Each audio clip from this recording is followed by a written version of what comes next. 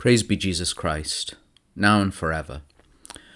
I've noticed recently that many people, myself included, have been feeling a vague or even more pronounced sense of unease and disquiet. It's not only the continued anxiety about the virus, fed by a media which lives for stories of fear and panic, but a nervousness about the world, the aggression of China, the supply chain crisis, so many other things. Also, within the church, there is much to cause unease and disquiet. Useless worry or anxiety does no good, but also passivity or fatalism is not a Christian virtue either. Speaking about this with a good friend the other day, he gave me an important lesson, one which I needed to hear and perhaps which will help you. He said that he was curiously calm about things, especially in the church, because it was really obvious that we couldn't do much about it, and it was clear now that God would ultimately take care of things, because he really is in charge. This profound realization, my friend said, was not passivity. We must still fight and work, but it brought forth a deeper trust in God's providence and perhaps a good lesson in humility.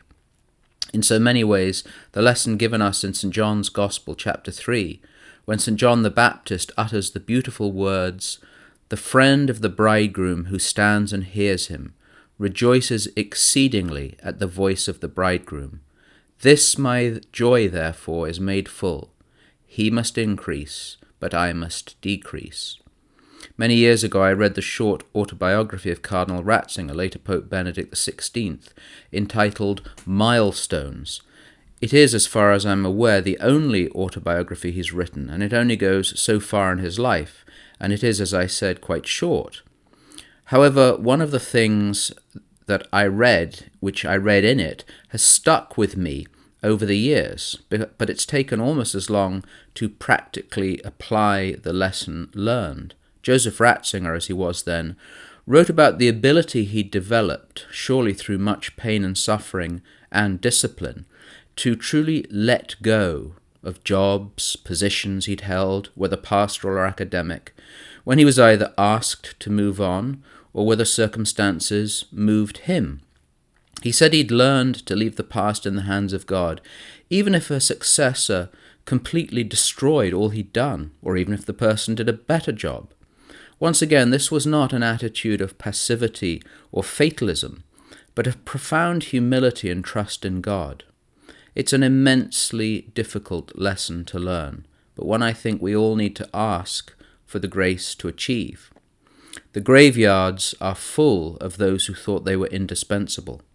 Perhaps in some situations they were, and what they'd created could not be continued by another, so be it.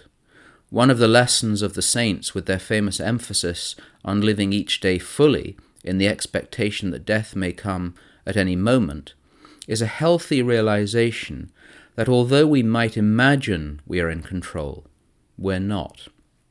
That doesn't, of course, mean we don't plan and work for the future, but both the lessons of St. John the Baptist and Cardinal Ratzinger show us how to proceed.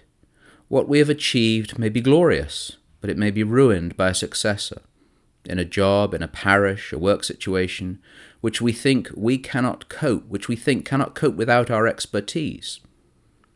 "Let nothing disturb thee," wrote St. Teresa of Avila. "Nothing affright thee. All things are passing.